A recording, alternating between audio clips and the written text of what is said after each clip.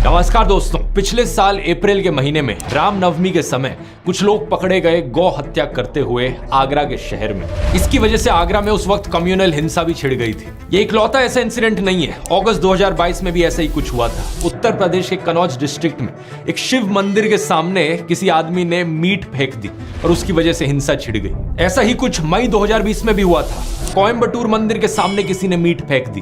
फरवरी 2024 उत्तर प्रदेश के मुरादाबाद में कुछ लोग गौ हत्या काउस की स्लॉटरिंग करते हुए पकड़े गए। ये सारी खबरें सुनकर एक चीज आपके दिमाग में जरूर आएगी, आखिर ये कौन लोग हैं जो हिंदुओं की भावनाओं को ठेस पहुंचा रहे हैं और हिंदुओं को भड़काने की कोशिश कर रहे हैं। इसका जवाब वो नहीं जो शायद आप सोच रहे हो। पहली खबर का न्यूज आर्टिकल देखिए। यूपी पुलिस के अनुसार गौ हत्या के पीछे असली जिम्मेदार थे हिंदू महासभा के कुछ कार्यकर्ता जो हिंसा भड़काना चाह रहे थे।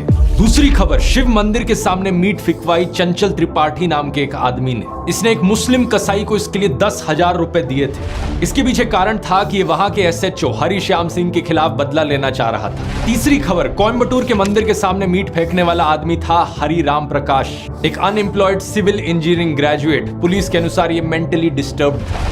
चौथी खबर, गौ हत्या के पीछे मुरादाबाद में यूपी पुलिस ने अरेस्ट किया 4 लोगों को, जिनमें से एक था बजरंग दल का लीडर। ये एक मुसलमान आदमी को एक झूठे केस में फंसाने की कोशिश कर रहे थे, इसलिए इन्होंने खुद गौ हत्या कर दी। हैरानी की बात यह कि ये काम करने के लिए इन्होंने खुद एक मुस्लिम आदमी की मदद ली। इन खबरों के पीछे की सच्चाई सुनकर अगर आप हैरान हो रहे हो तो आराम से बैठ जाओ। अगले आधे घंटे में जो मैं सुनाने वाला हूं, अपनी आंखें और कान खोलकर ध्यान से सुनना। हमारे देश में एक भयंकर माफिया चलाया जा रहा है व्हाट्सएप और मीडिया के जरिए, जिसका सिर्फ एक मकसद है, सभी हिंदुओं को ब्रेन वॉश करना और तानाशाह के हाथों कठपुतली बना देना। मैंने पिछले वीडियो में समझाया था दोस्तों कि कैसे किसी भी देश का कोई भी डिक्टेटर हो, वो हमेशा देश की मेजॉरिटी कम्युनिटी को अपना टारगेट बनाता है। भारत के केस में मेजॉरिटी कम्युनिटी है हम हिंदुओं की, और हमें ब्रेन वॉश करने के लिए जो व्हाट्सएप पर माफिया चल रहा है वो 4 डिपार्टमेंट्स पर काम करता है। पहला डिपार्टमेंट जो आपके अंदर गर्व और अहंकार भरता है। कहा जाता है कि आप हिंदू कितने महान हो। Specially so called upper caste हिंदुओं को एक गर्व दिया जाता है। चाहे आपने कुछ पर्सनल लाइफ में अचीव किया हो या ना किया हो, आपको कहा जाता है कि आप महान हो क्योंकि आप इस जात, इस धर्म में पैदा हुए हो। हिंदू धर्म में जिस व्यक्ति का जन्म होता है वो व्यक्ति बहुत ही भाग्यशाली होता है। दूसरा डिपार्टमेंट कहता है कि आप पर सदियों से अत्याचार हुआ है, ये देखो आप कितने बड़े विक्टिम हो। तीसरा डिपार्टमेंट, आप खतरे में हो, देखो हमें उन लोगों से खतरा है, वो कभी भी आकर हमें खत्म कर सकते हैं। और चौथा डिपार्टमेंट जो नरेंद्र मोदी को मसीहा बनाता है, आपको कहा जाता है कि अगर आपको कोई बचा सकता है तो सिर्फ वही एक इंसान है जो आपको आकर बचाएंगे, इसलिए सिर्फ उन्हें ही वोट दो। दुनिया का सबसे बेस्ट प्राइम मिनिस्टर है। बाप जो पैदा किया उससे बड़ा मोदी है, उतना वो भगवान है। भगवान भारत के भगवान का वरदान बन के आए हैं। इस वीडियो में तीसरे और चौथे डिपार्टमेंट को गहराई से समझते हैं, ये जानने के लिए कि लोगों को क्या क्या दिखाया जाता है उन्हें ब्रेन वॉश करने के लिए।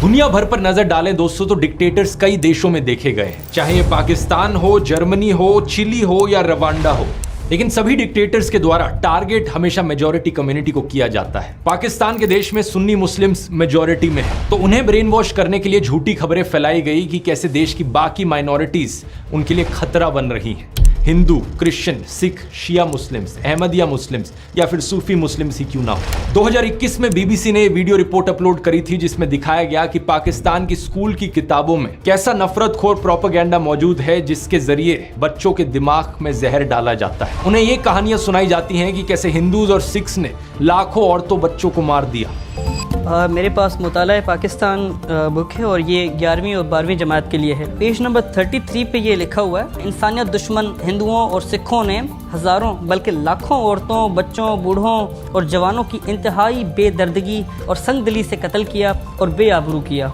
और इतना ही नहीं, यहूदियों को भी इस्लाम का दुश्मन बताया जाता है। इसके अलावा इस 2016 की रिपोर्ट को देखो या फिर इस 2021 की रिपोर्ट को देखो, जिसमें बताया जा रहा है कि कैसे अहमदिया मुसलमानों के खिलाफ भी हेट स्पीच देखने को मिलती है पाकिस्तान में। इस सब नफरत का नतीजा ये हुआ है कि पाकिस्तान आज के दिन बहुत ही बुरी हालत में है।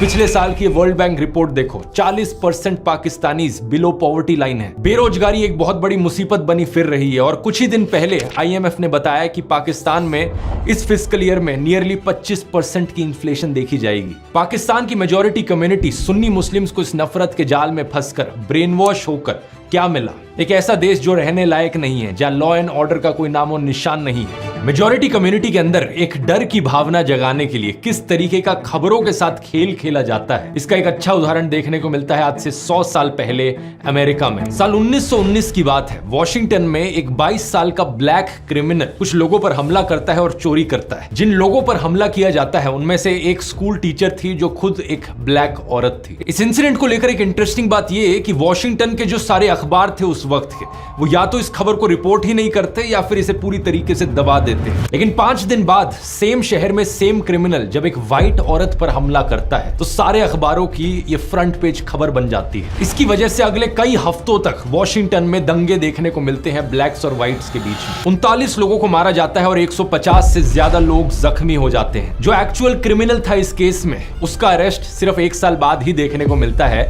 जब वो कोई एक नई चोरी करता है। वॉशिंगटन पोस्ट जो उस वक्त भी एक अखबार था, वो 100 साल बाद 2019 में उस इंसिडेंट को लेकर खेद जताता है। आर्टिकल में लिखता है कि उन्हें रिग्रेट है अपने रेशियल पास्ट को लेकर। आज दोस्तों ऐसी ही कहानियां हमारे देश में दोहराई जा रही हैं। कुछ महीने पहले आपने एक खबर सुनी होगी श्रद्धा वालकर की, एक हिंदू औरत जिसे बहुत ही बेरहमी से मार दिया गया उसके मुस्लिम बॉयफ्रेंड आफ्ताब अमीन पूनावाला के द्वारा। शॉकिंग बात यह थी कि इसमें इसकी बॉडी को काट कर फ्रिज में रखा था, लेकिन हमारे गोदी मीडिया ने इस एक इंसिडेंट का इस्तेमाल किया सभी मुसलमानों के खिलाफ नफरत फैलाने के लिए। इसकी वजह से national broadcasting and digital standards authority NBDSA ने 50,000 रुपए का फाइन लगा दिया मुकेश अंबानी के चैनल न्यूज 18 पर। 4 शोज जिन्हें एंकर किया गया था अमीश देवगन और अमन चोपड़ा के द्वारा, इन्होंने नफरत फैलाई थी। 1 लाख रुपए का फाइन टाइम्स नाउ नव भारत पर भी लगाया गया इसी चीज को लेकर। इस इंसिडेंट का इस्तेमाल करके सोशल मीडिया पर भी भरपूर तरीके से नफरत फैलाई गई। एक गोदी इन्फ्लुएंसर ने बॉलीवुड एक्ट्रेस सोनाक्षी सिन्हा की फोटो अपलोड करी उनके मुस्लिम दोस्त के साथ। श्रद्धा की खबर को देखते हुए शत्रुघ्न सिन्हा ने दहेज की लिस्ट से फ्रिज को हटा लिया है। सुदर्शन न्यूज ने एक प्रोग्राम चलाया जिसकी हेडलाइन थी मेरा अब्दुल ऐसा नहीं है की हकीकत। एक और गोदी इन्फ्लुएंसर ने ट्विटर पर पोस्ट किया आपका अब्दुल भी वैसा ही है। जी न्यूज ने ट्वीट करके प्रोग्राम चलाया मेरा अब्दुल वैसा नहीं है वालों के लिए सबसे बड़ा सबक है ये केस। और ऑफ कोर्स व्हाट्सएप माफिया ने भी अब्दुल शब्द का इस्तेमाल करके बहुत सारे जहरीले मैसेजेस फैलाए। ये सारे पोस्ट और मैसेजेस सिर्फ एक चीज साबित करना चाहते हैं कि हर एक मुसलमान आदमी एक पोटेंशियल खूनी है। अब्दुल शब्द का प्रयोग यहाँ पर सभी मुसलमानों को डिनोट करने के लिए किया जा रहा था। कुछ ही दिन पहले एक और ऐसी खबर आई कर्नाटका से, जहां पर एक मुस्लिम आदमी फयाज ने एक हिंदू लड़की नेहा को मार दिया। एक बार फिर से ये सारे गोदी इन्फ्लुएंसर्स और व्हाट्सएप माफिया को चलाने वाले एक्टिवेट हो गए और सभी मुसलमानों के खिलाफ नफरत उगलने लग गए। मकसद सिर्फ एक, हिंदुओं को ब्रेन वॉश करो और हिंदुओं के अंदर डर बिठाओ कि हिंदू खतरे में है और हमें अगर इस खतरे से बाहर निकलना है तो मोदी को वोट देना होगा। अब जिन लोगों को ब्रेन वॉश ऑलरेडी किया जा चुका है उन्हें इस चीज में कुछ भी गलत नहीं लगेगा। वो कहेंगे क्या गलत है इसमें, ये मर्डर यहाँ पर हुआ, मुसलमान ने किया, ये सारे मुसलमान ऐसे ही होते हैं। उन्हें अगर आप बोलने की कोशिश करोगे तो सिर्फ 1-2 इंसिडेंट्स है, वो आपको 10 ऐसे इंसिडेंट्स गिना देंगे। शारदा आफ्ताब, नेहा फयाज, साक्षी साहिल खान, निकिता तौसीफ, अरशद प्रभा, अंकिता शाहरुख,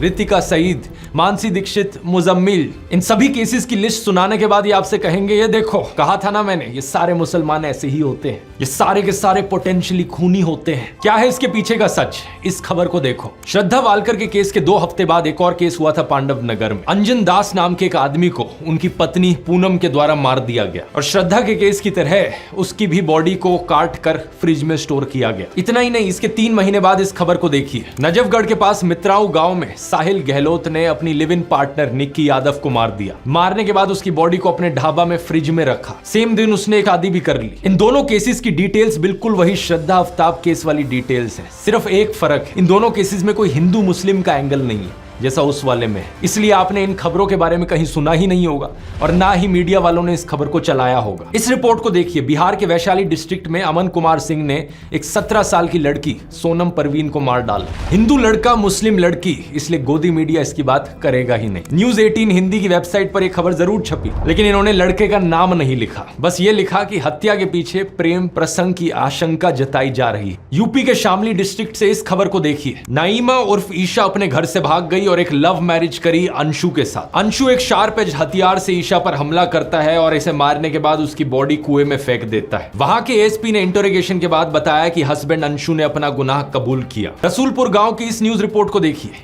20 साल की गुलनाज खातून को जिंदा जला दिया गया एक आदमी और उसके दोस्तों के द्वारा, क्योंकि उसने मैरिज प्रपोजल रिफ्यूज कर दिया था। यहाँ अक्यूज्ड कौन था? सतीश कुमार राय। पिछले साल जब साक्षी और साहिल खान की खबर मीडिया में फैलाई जा रही थी तो उससे कुछ दिन पहले एक और वैसा ही इंसिडेंट हुआ था। बिहार का एक लेबरर रामानुज साहू सूरत गया अपने परिवार से मिलने। उसका अपनी पत्नी रेखा के साथ झगड़ा हुआ और उसने रेखा पर 10 बार चाकू से वार किया। जब उसकी 19 साल की बेटी ने अपनी मां को बचाने की कोशिश करी तो उसने उसे भी मार डाला।